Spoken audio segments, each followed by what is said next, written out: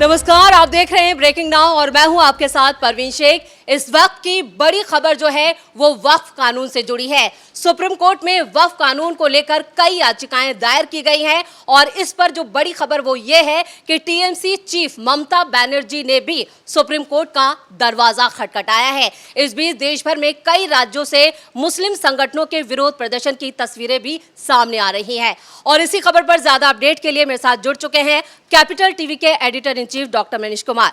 Sir, जो तस्वीरें आ रही हैं, सबसे ज्यादा जो हैरान करने वाली तस्वीर है वो पश्चिम बंगाल से आ रही है, जहां पर मुसलमान जो है वो सड़कों पर उतरे हैं और जमकर उत्पात मचा रहे हैं।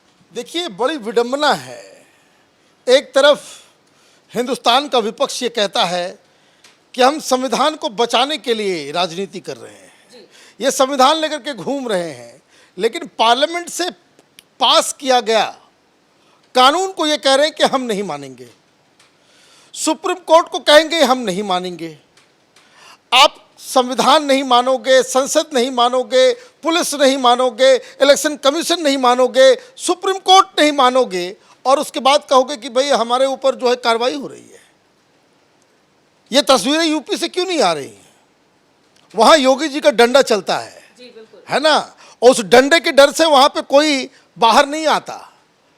पश्चिम बंगाल की बात आपने की, पश्चिम बंगाल में इसलिए तस्वीरें आ रही है वहाँ पे क्योंकि वहाँ पे सरकार ये काम करवा रही है।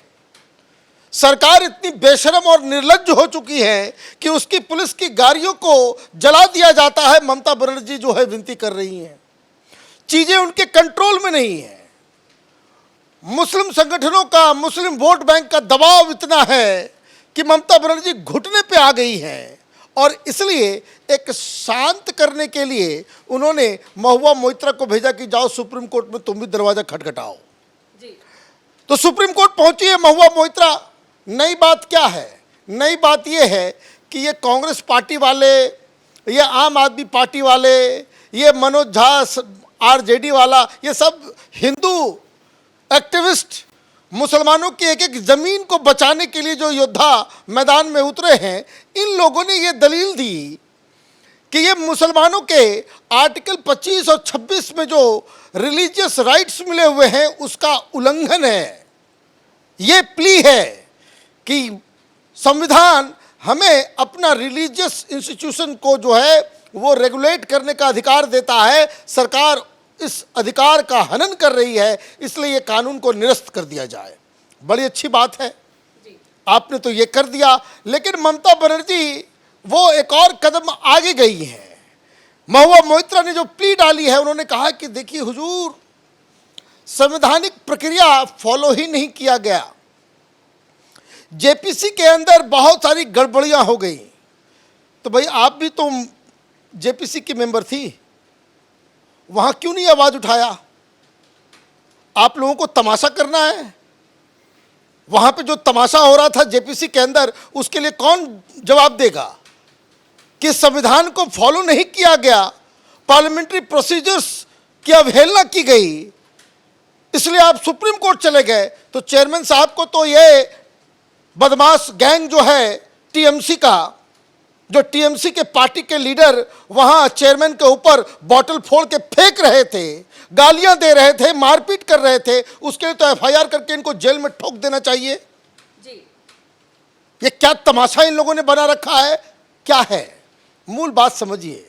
ये सारी विपक्षी पार्टियां ये मुसलमानों को बेवकूफ़ बनाने के लिए, उनको टोपी पहनाने के लिए ये सारा काम कर रहे। सुप्रीम कोर्ट में जितने भी जानकार हैं सब लोग यही कह रहे हैं कि ये जानबूझकर ये बीजेपी के एजेंट बन करके वहाँ पे गए हैं, क्योंकि पहली हीयरिंग में ये मामला ख़त्म हो जाएगा ताकि ये लोग फिर कह सके कि देखिए हमने तो संसद में भी विरोध किया, हम सुप्रीम कोर्ट भी गए, आपके साथ सड़कों पे भी उतर रहे हैं, लेकिन देखिए हाय हाय हाय हाय ये क्या करें हम लोग। आप देखिए कि क्या हो रहा है। ये एक बात जो बहुत ही इम्पोर्टेंट है, ये वहाँ जलसा होता है जमीयत उलमा हिंद का, कलकत्ता में रामलीला मैदान ग्राउंड है, वहाँ भी, वहाँ टीएमसी का मंत्री, ममता बनर्जी का मंत्री उस मीटिंग को लीड कर रहा है, उसकी अध्यक्षता कर रहा है। तो मतलब पॉलिटिकल पार्टी स्पॉन्सर्ड प्रोटेस्ट हो रहे हैं और जुमे की नमाज में आज जमीयत उलमा हिंद सबसे ज़्यादा मस्जिद उसी के पास है, तो उन्होंने अपने अपने एम्प्लॉय को कहा है, कोई मुस्लिम कम्युनिटी नहीं है ये, जमीयत उलमा हिंद के पास सबसे ज़्यादा मस्जिदें हैं, सबसे बड़ा लैंड माफिया वही है मुस्लिम संगठनों में। और उसने अपने एम्प्लॉय को कहा, जो वहाँ का मौलवी मौलाना होता है, कि भाई आज जो तकरीर करोगे जुमे की नमाज में, तो वो बेसिकली आप, ये भी एक अलग विडंबना है, सेकुलर लोग कहते हैं, भाई आपने कभी सुना भाई पंडित लोगों को, पुजारी को पूजा करवाता है जो मंगलवार के दिन, वो पॉलिटिकल भाषण देता है क्या? नहीं देता। लेकिन मुस्लिम मौलाना वो पॉलिटिकल भाषण जो है मस्जिद के अंदर से देते हैं, और उनको कहा गया है कि इस बार का जो तुम्हारा भाषण होगा वो आरएसएस और बीजेपी को टारगेट करते हुए वो बिल के ऊपर तुम अपना तकरीर करना। तो ये तो राजनीति, धर्म, सब कुछ, और किस लिए? वो इसलिए कि ये जो जमीयत उलमा हिंद के जो दो लीडर हैं, दोनों चाचा भतीजा मदनी साहब, उनके पास करोड़ों की संपत्ति है। ओवैसी छाती इसलिए पीट रहा है क्योंकि 3000 करोड़ की संपत्ति हैदराबाद में वो दबाए बैठा है। मैं एक सवाल पूछ लेता हूं, भाई इतनी सारी संपत्ति वक्फ बोर्ड के पास है, दुनिया का सबसे अमीर संगठन है, भाई कोविड में एक भी मुसलमानों की तुमने मदद की? ये ओवैसी कितने मुसलमानों की मदद की? कितने लोगों के घर पे एक भी, इसको कह सकते हैं कि अनाज का पैकेट भेजा हो गरीब मुसलमानों के? ये सब फ्रॉड लोग हैं, ये सब अपना माल बचाने के लिए, माल खाने के लिए गरीब मुसलमानों के हक के ऊपर जो है अपना पंजा मार रहे हैं, इसके अलावा कुछ नहीं है। लेकिन मुस्लिम पर्सनल लॉ बोर्ड जो वक्फ बचाओ आंदोलन आज से शुरू कर रहा है, और बीजेपी ने भी अपनी मुहिम शुरू कर रखी है इसके काट के लिए, तो यहाँ पर इसको लेकर क्या कहेंगे? देखिए, आज जो इन लोगों का प्लान था, जी, जुमे की नमाज तो हो गई, क्यों कुछ शहरों से ही आई खबर कि भाई बिहार में, झारखंड में, उत्तर प्रदेश में और भी शहरों में जुमे की नमाज नहीं होती है क्या? भाई क्यों मुर्शिदाबाद से ही खबर आ रही है? क्यों नादिया से ही आ रही है? क्यों मालदा से खबर आ रही है? क्यों बीरभूम से खबर आ रही है? जहां जहां सरकार इंस्टिगेट कर रही है, जहां जहां सरकार के अंदर इस तरह के एलिमेंट्स मौजूद हैं, उन्होंने कह दिया भाई कानून तोड़ो, तुम लोगों को गिरफ्तार नहीं किया जाएगा।